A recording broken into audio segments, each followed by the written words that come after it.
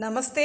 ஸ்கந்தாஸ் இந்த யூடியூப் சேனலில் இன்றைக்கி நம்ம பிரவேஷிகா தேர்ட் பேப்பரோட தமிழ் புக்கில் என்னென்ன போர்ஷன்ஸ் இருக்குது, எத்தனை மார்க்குக்கு கேட்குறாங்க, எப்படி ஈஸியாக அதை படிக்கலாம், அதை பற்றி தான் நம்ம பார்க்க போகிறோம்.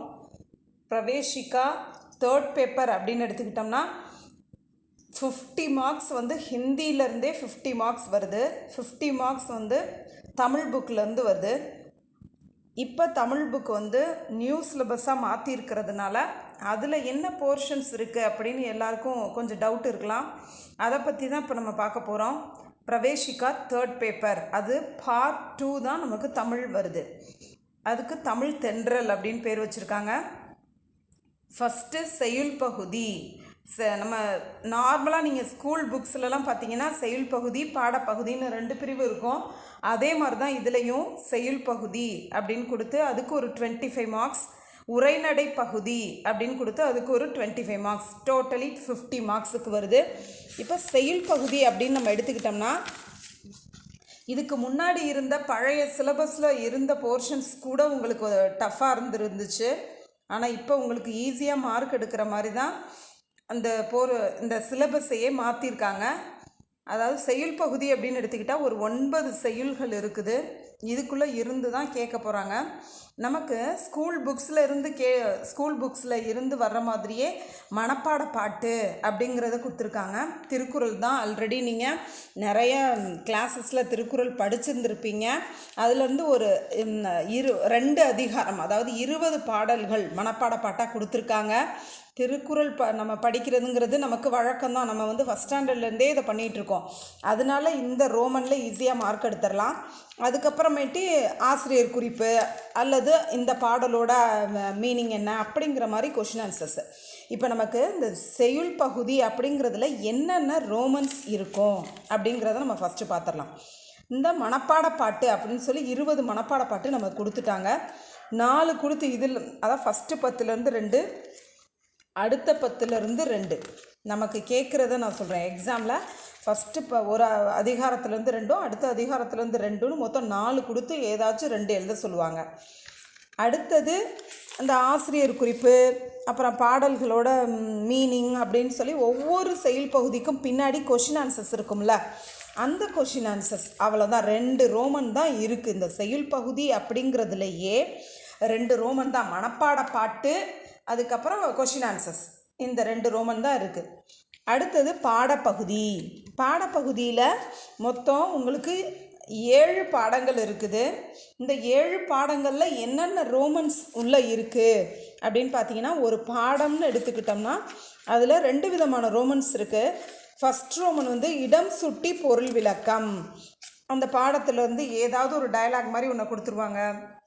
இது எந்த பாடத்துலேருந்து வந்திருக்கு, இதுக்கு என்ன அர்த்தம், இது நம்ம ஈஸியாகவே நம்ம எழுதிடலாம். இதை நம்ம ஒரு வாட்டி அந்த பாடத்தை நல்லா தரோ பண்ணிட்டோம்னாலே இந்த லைன்ஸும் ரொம்ப டஃப்பாலாம் இல்லை பாருங்கள். செயல் பகுதியிலேருந்து வந்திருந்தால் தானே இது எந்த பாட்டோ இது என்ன அர்த்தமோ எதுவுமே நம்ம புரியாமல் இருக்கும்.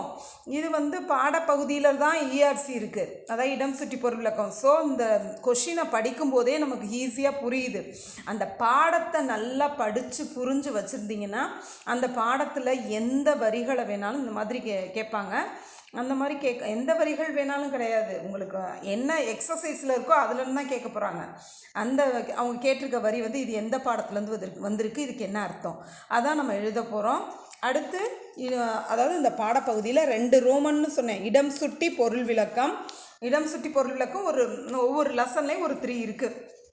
செகண்ட் ரோமன் வந்து கொஷின் ஆன்சர்ஸ், அந்த லெசன்லேருந்தே கேட்கக்கூடிய கொஷின் ஆன்சர்ஸ்.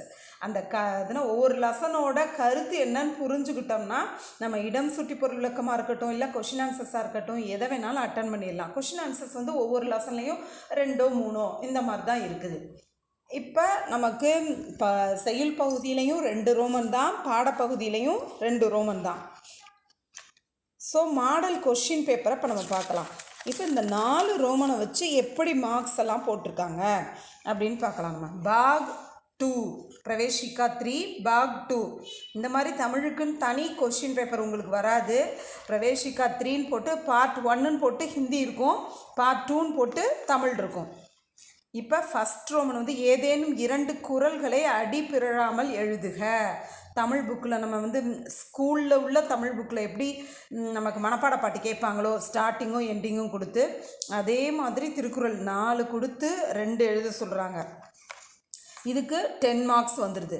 ஸோ நீங்கள் எதை படிக்கிறீங்களோ படிக்கலையோ இந்த மனப்பாட பாட்டு எப்போதுமே நமக்கு பழக்கமான ஒன்று. இந்த திருக்குறள் அதை நல்லா தரோ பண்ணிட்டீங்கன்னா இதுலேருந்து 10 மார்க்ஸ் 30 மார்க்ஸ் தேர்ட் பேப்பரில் எடுத்தால் நம்ம பாஸு. அப்போ 10 மார்க்ஸ் இதுலேருந்து ஈஸியாக எடுத்துடலாம்.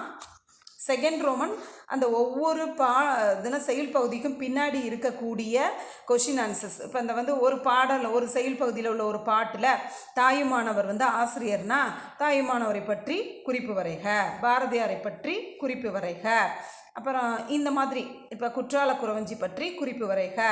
இதை பற்றி நீங்கள் படித்து பார்த்துட்டிங்கனாலே நம்ம இந்த தாயுமானவர் இதெல்லாம் சின்ன கிளாஸ்லேருந்தே நம்ம படிச்சுக்கிட்டே இருக்க ஒன்று தான். அப்போ நீங்கள் இதை ஒரு வாட்டி படித்து பார்த்தாலே இது நிச்சயமாக அட்டன் பண்ண முடியும். இதில் பார்த்தீங்கன்னா ஒரு 6 கொடுத்து 3 மட்டும் எழுத சொல்கிறாங்க. 15 மார்க்ஸ். இதை நல்லா தரோ பண்ணியிருந்தீங்கனாலே 25 மார்க்ஸ் இதில் வந்துடுது. நம்ம என்ன ஃபுல்லாக எடுக்காட்டியும் இந்த 10க்கு ஒரு 8 இதில் மனப்பாட பாட்டுங்கையில் நீங்கள் வந்து கரெக்டாக எழுதிட்டால் இதை அப்படியே போட்டுருவாங்க. 10 மார்க் கூட எடுக்க சான்ஸ் இருக்குது. இந்த கொஷின் ஆன்சர்ஸை நம்ம கொஞ்சம் பாயிண்ட்ஸ்லாம் சில பாயிண்ட்ஸை எழுதுவோம் இல்லை எழுத மாட்டோம், இப்படிலாம் பண்ணுறதுனால கொஞ்சம் குறைப்பாங்க. அப்படி பார்த்தாலும் இதுலேருந்து ஒரு நீங்கள் 10 மார்க் எடுத்துட்டால் கூட 20 மார்க் வந்துடுது செயல் பகுதியிலேயே. அடுத்து பாடப்பகுதியில் தேர்ட் ரோமன் இடம் சுட்டி பொருள் விளக்கம். அதாவது நான் சொன்னேன்ல அந்த இடம் சுட்டி பொருள் விளக்கம் ஒவ்வொரு பாடத்துலேயும் ஒரு 3 இப்படி இருக்கும். 4 கொடுத்து நம்மளை 2 எழுத சொல்கிறாங்க. இதுக்கும் 10 மார்க்ஸு. இதுவும் ரொம்ப ஈஸியான ஒன்று தான். அடுத்தது அந்த செகண்ட் ரோமன் வந்து ஏதேனும் 3 வினாக்களுக்கு ஒரு பக்கத்திற்கு மிகாமல் விடை எழுதுக. இதுவும் 1 பேஜ் தான். இது வரைக்கும் நம்ம வந்து இப்போ விஷால் பூர்வாதாக இருக்கட்டும் எல்லாத்துலேயும் 20 மார்க்ஸ் 15 மார்க்ஸ்னு கொஷின் கேட்கும்போது நம்ம 3 பேஜஸ் எழுதுங்க 4 பேஜஸ் எழுதுங்க இந்த மாதிரி தான் நம்ம சொல்லியிருக்கோம். இப்போ இந்த கிளாஸ்க்கு பாருங்கள், இதுவும் ஒரு கொஷினும் 5 மார்க்ஸ் கொஷின் தான். ஸோ நீங்கள் 1 பேஜுக்கு எழுதுனா போதும். இது ரொம்ப சிரமப்பட்டு நீங்கள் வந்து அப்படியே பக்கமாக சில சின்ன சின்ன பிள்ளைங்கள்லாம் கூட நம்ம இந்த மாதிரி எக்ஸாம்ஸ்லாம் எழுதிட்டுருக்காங்க. பிரவேசிக்கா எக்ஸாம்லாம் பார்த்திங்கன்னா ரொம்ப சின்ன பிள்ளைங்க எழுதிட்டு இருப்பாங்க. அவங்களாலலாம் ஒரு 4 பேஜஸ் இந்த மாதிரி எழுதவே முடிய மாட்டேங்குது. அவங்களுக்கு நல்ல நாலேஜ் இருந்தால் கூட நல்லா ஒப்பிப்பாங்க. பட் அந்த டைமிங்குள்ளே 3 பேஜஸ் ஒரு கொஷினையே உட்காந்து எழுதிக்கிட்டே இருப்பாங்க. ஆனால் இதில் பார்த்தீங்கன்னா எல்லா விதமான ஸ்டூடெண்ட்ஸுமே மார்க் எடுக்கிற மாதிரி இதில் வந்து 5 மார்க்ஸ் கொஷின் தான் 3 எழுத சொல்கிறாங்க. அதனால நம்ம ஒரு 1 பேஜ் ஆர் 1.5 பேஜ் இந்த மாதிரி எழுதினாலே போதும், நல்ல மார்க் கிடச்சிரும். அப்போ இதில் 15 மார்க்ஸ் வந்தது. ஸோ இந்த முறை அந்த நியூ சிலபஸில் நீங்கள் தமிழில் ஈஸியாக இந்த 50 மார்க்ஸில் நீங்கள் ஒரு 40 எடுத்துட்டிங்கன்னா கூட ஹிந்தியில் நீங்கள் எப்படி வேணாலும் அதில் ஒரு 20 மார்க்ஸுக்கு நீங்கள் எழுதினா கூட அது ஒரு டஃப்பாக நீங்கள் ஃபீல் பண்ணிங்கன்னா 20 மார்க்ஸ் இந்த மாதிரி எடுத்தால் கூட போதும். ஃபஸ்ட் கிளாஸில் பாஸ் ஆகிறதுக்கான நிறைய சோர்சஸ் இருக்குது. ஓகே, இந்த ஸ்கந்தாஸ் இந்த யூடியூப் சேனலில் கொஞ்ச நாளாக நான் எந்த வீடியோவும் போடலை. கொஞ்சம் உடல்நிலை சரியில்லாதனால எந்த வீடியோவும் போடாமல் இருந்தேன். அப்படி இருந்தும் நிறைய பேர் இதை சப்ஸ்கிரைப் பண்ணி என்னை என்கரேஜ் பண்ணிங்க. தேங்க்யூ. இதே மாதிரி லைக் பண்ணுங்கள், ஷேர் பண்ணுங்கள், சப்ஸ்கிரைப் பண்ணுங்கள். தன்யவாத்.